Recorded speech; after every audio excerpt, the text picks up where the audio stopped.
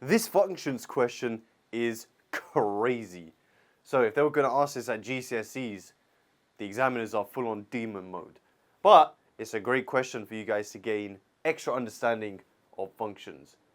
So here we're talking specifically about composite and inverse functions. So it says the functions f and g are given below. F of x is 1 over 2 minus 2x. This here just means x is an element of the real numbers, so x can be any number on the number line, except for 0, 1/2, or 1. It says g of x is f(x). That's a composite function. F of x. Find a simplified expression for g of x. Okay, so they've told us that g of x is f(x). That means f of x. So the notation here is we're doing f of x. What does that mean? It means if we go back to f, wherever I see x, which is here, I am replacing it with f of x. Can you see it's usually f of x? It's now f of x. So here we're just changing x to f of x. So that's going to become 1 over 2 minus 2 f of x. So that is 1 over 2 minus 2 f of x. And now we're going to replace this f of x with 1 over 2 minus 2x. So g of x is 1 over 2 minus 2 lots of 1 over 2 minus 2x. There's a lot of 2's here. Let's simplify it. Now, there's a couple of things we can do here. I immediately know that these 2's will cancel. How? I could factorize out a 2 from here, and they will cancel. Another way you can do it is this is basically 2 over 1, isn't it? So you multiply the top and the bottom. It would look like this. 1 over 2 minus 2 over 1 times all of this is just 2 minus 2x. Okay? And from here you can see a little bit better that we can just cancel all the 2's. Okay, so g of x now is 1 over 2 minus 2 over, so here if I factorize out the 2, I get 1 minus x, right? Factorizing out the 2. And now all the 2's cancel, we get 1 over. Alright, so it's still looking horrible. How do we address this? Because we have a fraction within a larger fraction. What I always recommend my students, my GCSE students and my A-level students, they learn this the exact same way, is we scale the fraction. We put a bracket around the numerator and the denominator so we can explicitly see what's in the numerator and what's in the denominator. And then we're going to multiply top and bottom, so an equivalent fraction, that gets rid of this denominator. Well, for that, we're going to have to multiply top and bottom by 1 minus x. So I'm going to multiply by 1 minus x. Now, in the denominator, we're going to have to expand that bracket. So 1 minus x times 2. So we're going to have this. G of x is, on the numerator, we just have 1 times 1 minus x divided by 2 times 1 minus x minus 1 minus x times this. But we already know that these were going to cancel. So we're left with minus 1. Now we just need to expand that. So we get 1 minus x over 2 minus 2x minus 1. And now we're done. G of x is 1 minus x over 2 minus 1, which is 1 minus 2x. Right, we got there eventually. Nice. Tough question. Hence, show clearly that f(x) is just x. Very interesting. Now, what I'm already noticing is this f(x). I already know f(x) is g of x. So this is basically saying f of g of x.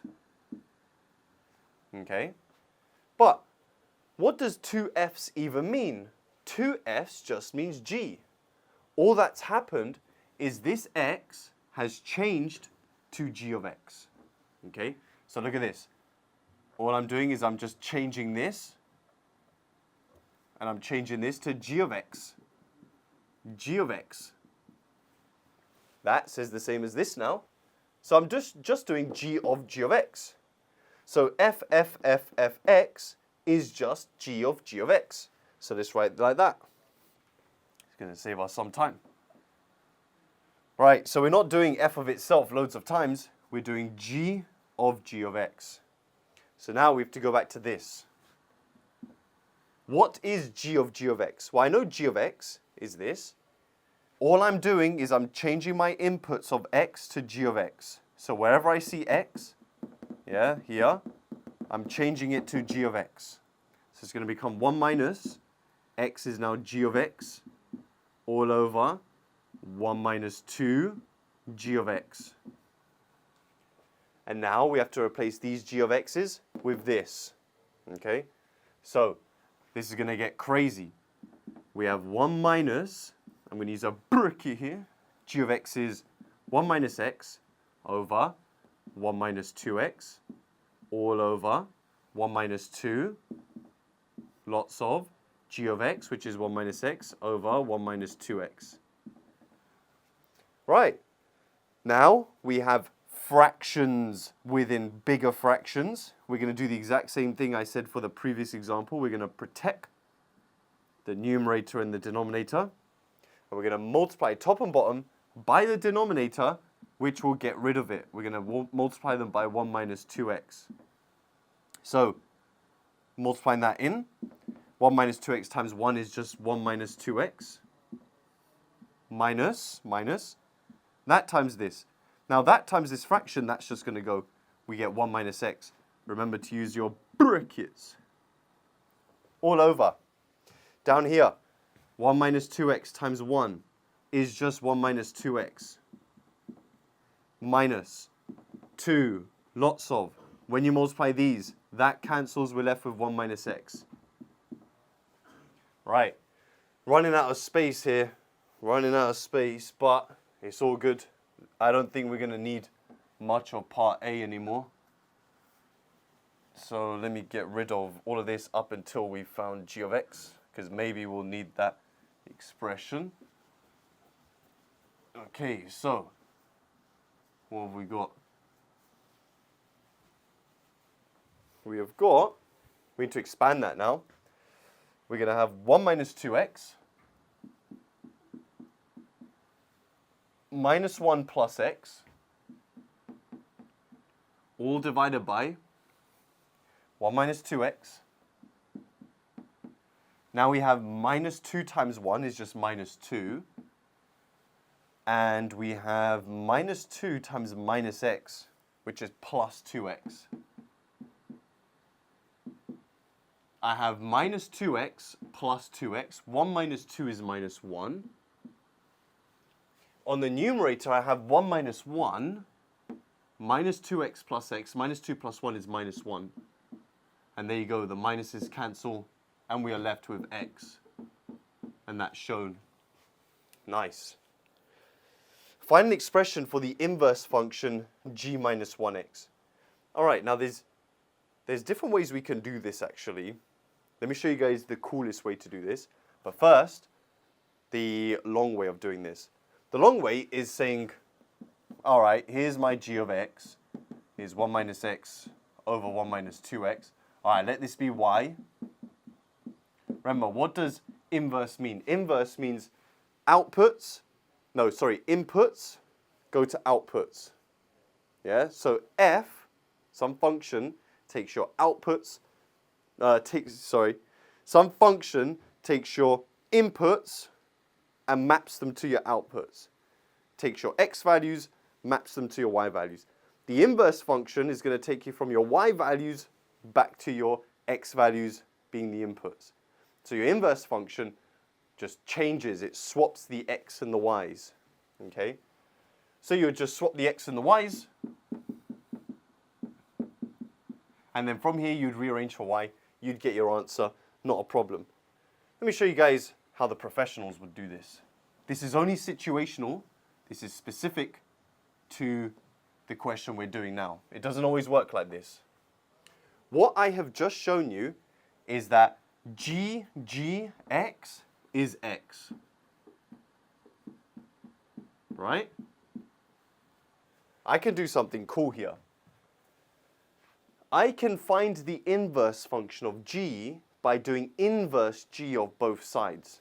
For example, Joe, when we do sine x is 0.5, what we're doing is we're doing inverse sine of both sides, right? Yeah, inverse sine of sine, it cancels. We get x is the inverse sine of 0.5, which would be 30 degrees. See, I know my exact trig ratios. Same thing here, look at this.